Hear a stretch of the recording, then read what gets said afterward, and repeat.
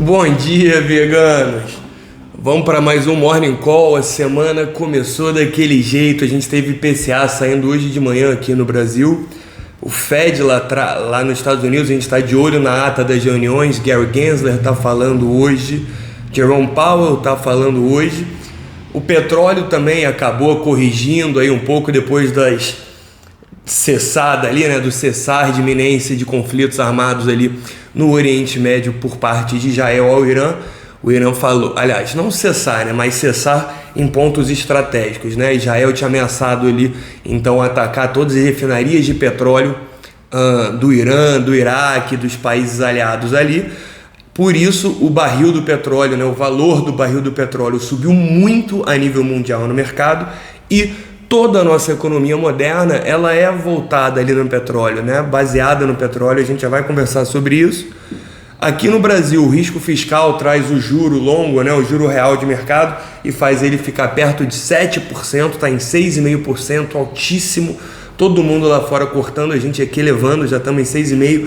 Espera que a gente termine o ano em 7,45 ou 7,25%, isso é muito.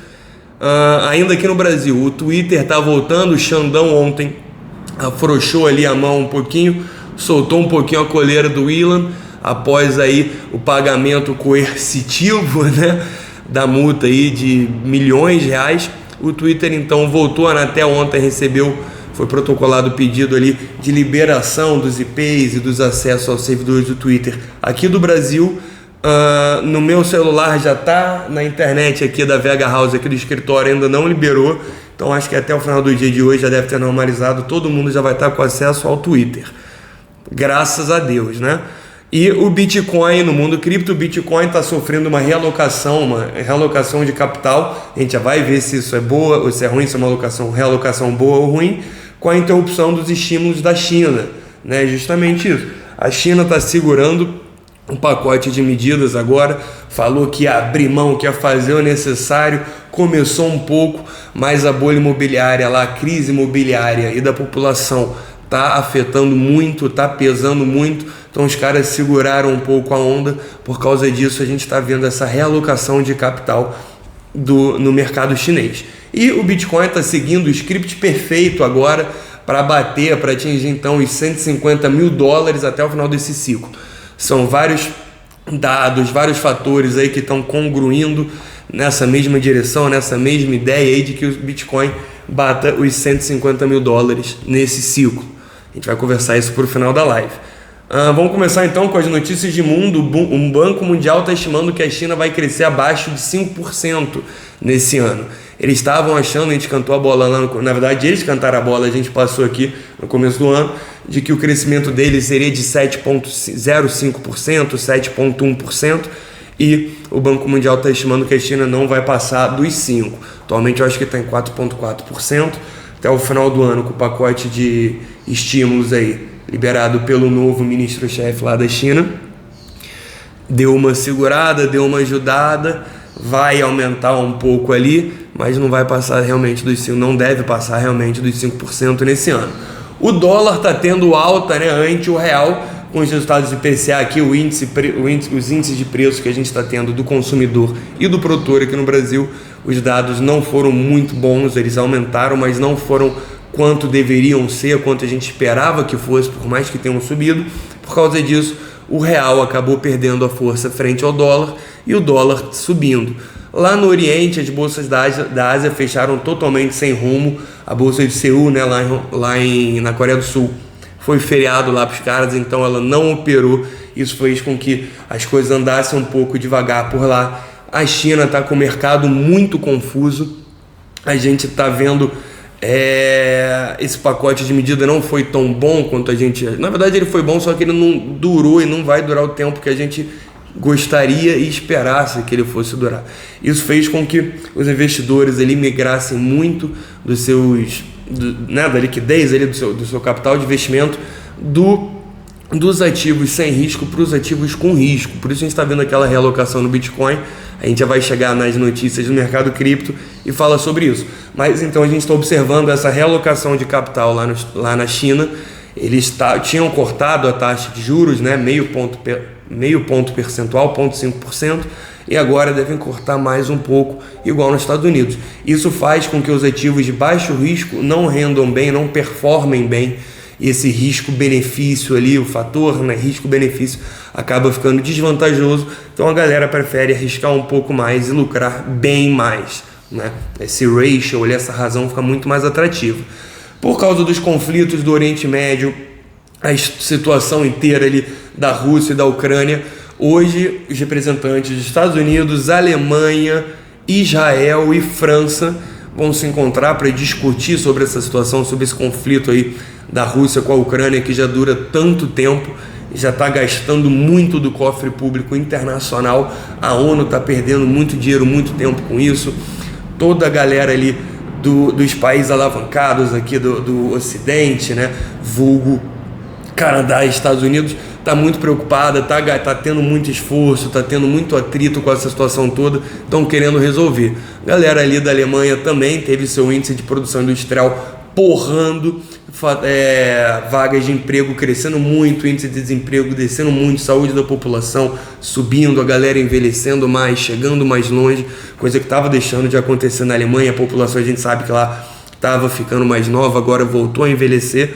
Então são vários fatores ali que congruem, que fazem a galera desses países aí que já são as forças, né, são as nossas âncoras, se juntarem para resolver logo esse caô que não tá bom para ninguém, principalmente para os alemães, com tanto de sanção comercial que está tendo a China, bloqueio de gás natural, de gasolina, tá tudo chegando lá mais caro, mais difícil, né, de forma muito mais interrompida, ali menos uniforme. Então o mercado não tem reagido com certeza bem a isso.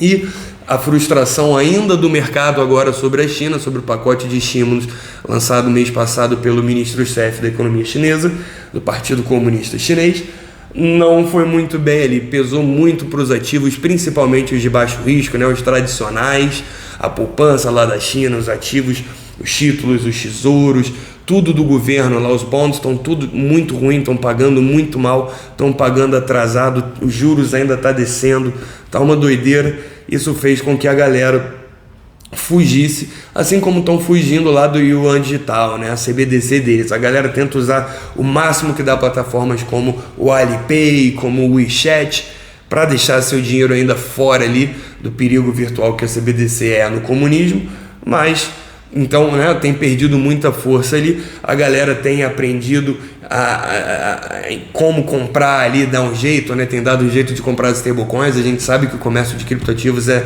muito regulado e proibido massivamente lá na China, mas a galera dá um jeito, trade, compra por fora, e é isso que eles têm feito. Tem migrado muito capital dos ativos de baixo risco, né, dos ativos tradicionais, para os tokens ali criptográficos, né, os nossos queridos criptomoedas.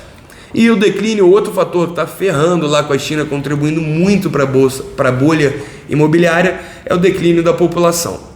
A galera, como lá nos Estados Unidos, agora a gente acabou de falar, na Europa a galera voltou, né, a população no geral voltou a envelhecer, voltou a viver até a mais velha, mas continua tendo muitos filhos, continua crescendo a população.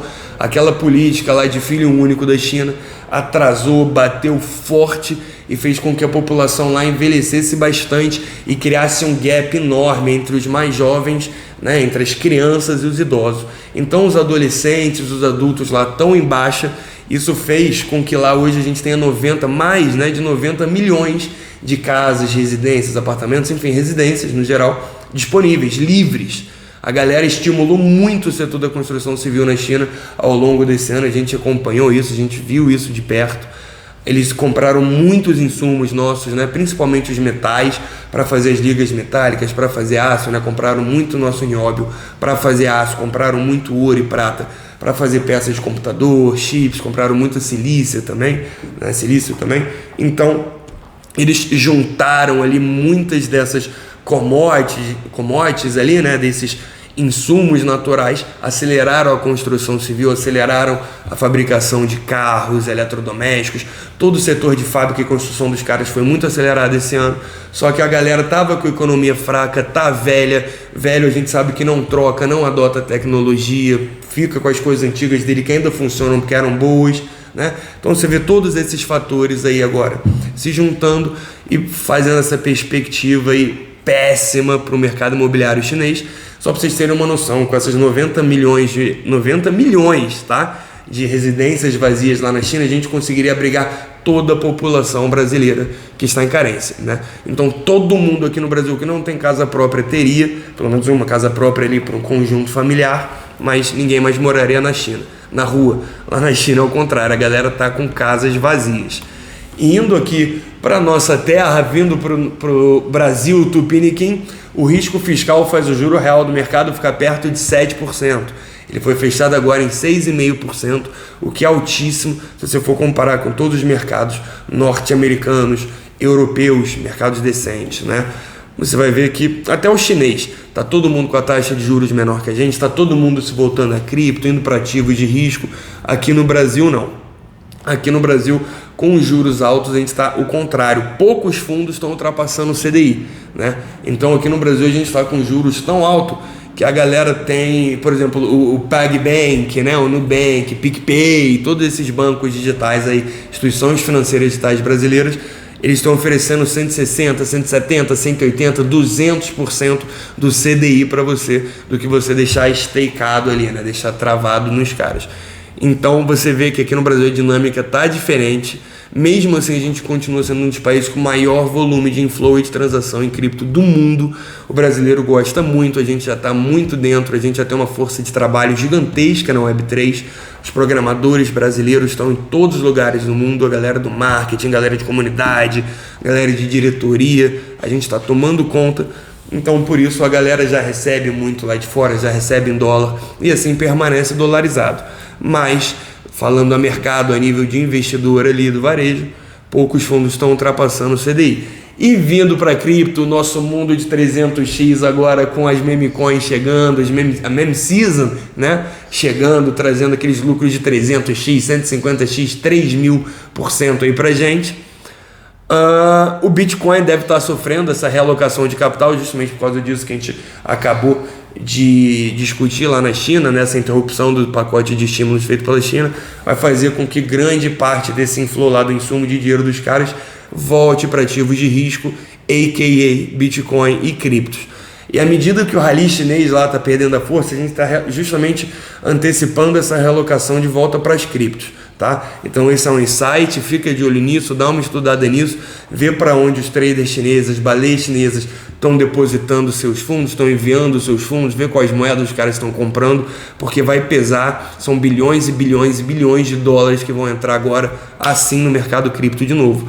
Hoje, se eu não me engano, agora um pouco antes da live, a gente estava com uma capitalização de mercado total cripto de 2,84 trilhões de dólares, tá? Com essa galera entrando, a gente pode facilmente voltar lá para os 3 trilhões de dólares de mercado.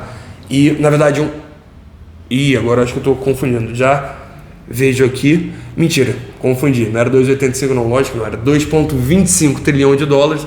Então, com a galera chinesa entrando, a gente deve voltar lá para os 2,4, 2,42 trilhões de dólares, que é a média que a gente vem observando desde o final do ano passado, né?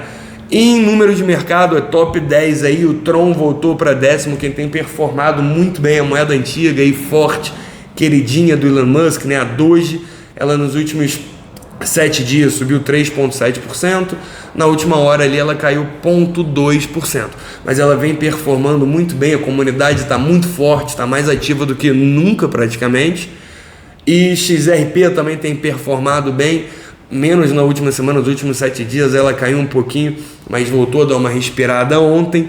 A Lido também é uma que vem performando bem, vem se mantendo ali entre os top 10, né? Lido, Stake Token, o ST, fica de olho, mas no geral tá tudo meio paradinho ali, essas correções estão sempre na casa de 1% para cima ou para baixo.